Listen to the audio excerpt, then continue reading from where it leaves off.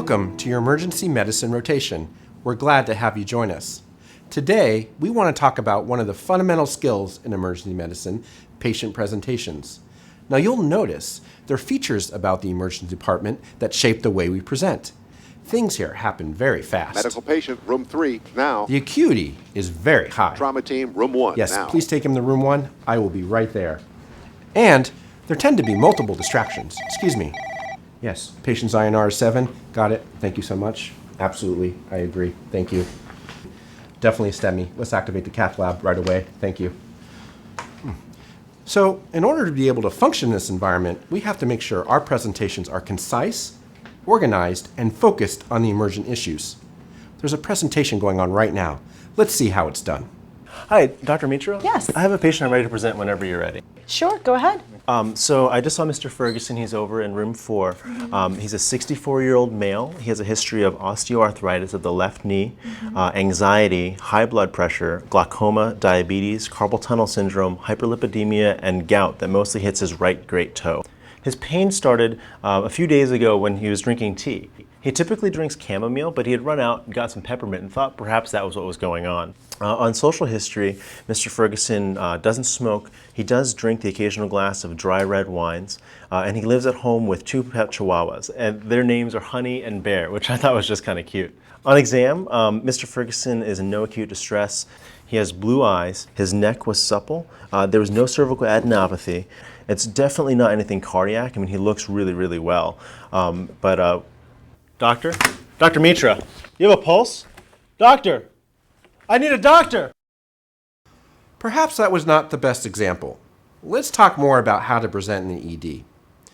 Presenting is not about restating all of your findings. Rather, it should be a synthesis of your findings to help shape future medical decision making. Now, there are different ways to conceptualize this process. The one we want to share with you today is to think about presenting like telling a story. Now, like any good story, your presentation should have a beginning, middle, and end. Your beginning is your introductory statement that contains the patient demographics, the pertinent past medical history, and the reason for the visit. The middle of your presentation is the crux. It's where you develop your characters, which in this context are the disease conditions you're considering, either because they carry high probability or high risk. And your ending is your differential diagnosis and management plan. Now, it's important that your presentations do not read like a mystery novel in which your audience is completely clueless about where the story is going and what's going on. Instead, your differential diagnosis is the focal point upon which to build your narrative. In fact, your listener should be able to anticipate your differential diagnosis based on the preceding narrative. Your introductory statement sets the stage for the rest of the presentation by making the reason for the visit clear, as well as creating a backdrop or frame for the conditions that your patient may be at risk for based on their predisposing factors. So let's go back to Mr. Ferguson. He's a gentleman with diabetes, high blood pressure, high cholesterol, and arthritis. Let's say the reason for his visit is that he was found unresponsive with a blood glucose of 20. In that scenario, you want to highlight that he's a diabetic patient who's on an oral hypoglycemic agent.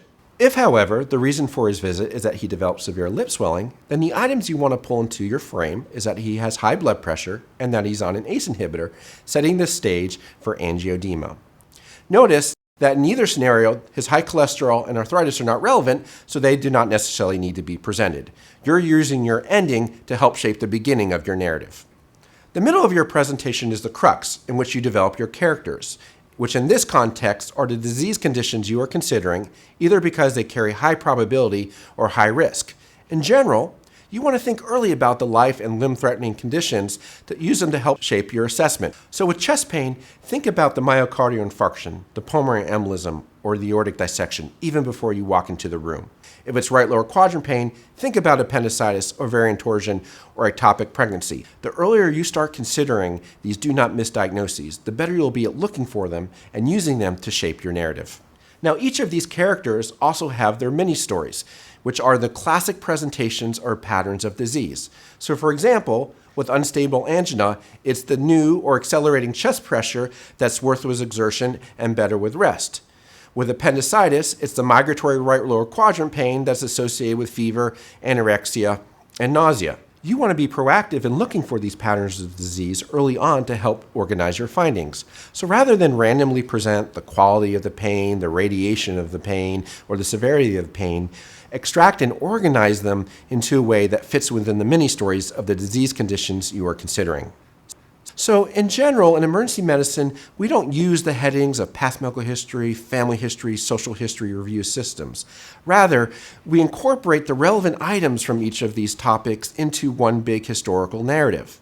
So the pertinent past medical history gets incorporated into the introductory statement. The relevant items from the review systems becomes part of the mini-stories for the disease conditions that you are considering. For medications and allergies, you should always obtain them and review with your patient. However, there may be some practice variation about whether you should represent them in total or review them together in front of the electronic health record. For physical exam, vital signs should always be presented, and you should highlight abnormalities, or otherwise you can globally refer to them with terms such as unremarkable. Be sure to describe the general appearance of your patient, and for the remainder of your exam, you can use the reason for the visit, as well as the differential diagnosis, to decide what is pertinent and what is non-contributory and can be excluded. If there's any available data such as EKG, labs, or radiographic studies, you can present these as well, but once again, focusing on items that inform your differential diagnosis. Your ending is your differential diagnosis and management plan. In other words, what do you think is going on with the patient and how do you want to manage their care? It's important that your differential diagnosis is not a random list of diagnostic considerations, but rather should be stratified on probability and risk of harm.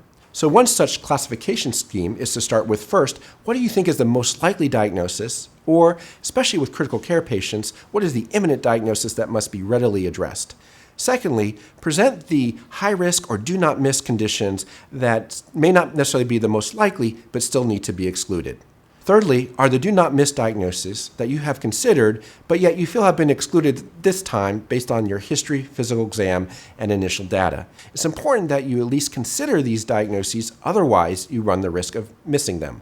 So you should always regard the conditions that pose risk to life, limb, or reproductive ability in your differential diagnosis. Lastly, you have the option of presenting conditions that pose low risk and are also of low to moderate probability. Your management plan can be divided into diagnostics, therapeutics, and disposition. So different institutions may have nuances in terms of how they like things being presented. But this concept of thinking about your presentations as telling a story will help you make them more concise and a synthesized version of your findings that prioritizes the identification and exclusion of do not miss diagnoses. I think our doctor has been revived, and our student's going to try again applying these concepts. Let's go see how it goes this time around. Hey, Dr. Mitra? Yes. I'm ready to present a patient whenever you are. I learned a lot from last time. Me too. Okay, so Mr. Ferguson is a 64-year-old male with a history of diabetes, hypertension, and hyperlipidemia who comes in with a chief complaint of chest pain for the last 3 days. He described it as a substernal burning, and he gets about 5 to 10 episodes a day. He first noticed it after he was drinking some tea, but then he's also had multiple unprovoked episodes as well. The pain is neither exertional nor is it pleuritic, and it doesn't radiate to his back or anywhere else. He does get some shortness of breath with the pain, but he doesn't have any nausea, vomiting, or diaphoresis. He doesn't have any leg swelling, fevers, cough, or abdominal pain either. Mr. Ferguson takes glyburide, lisinopril, and simvastatin. He doesn't have any drug allergies, and he doesn't smoke. On physical exam, Mr. Ferguson's vital signs were unremarkable. He's comfortable and well-appearing. He doesn't have any JVD. His lungs were clear. His heart exam was with a regular rate and rhythm without any murmurs, gallops, or rubs.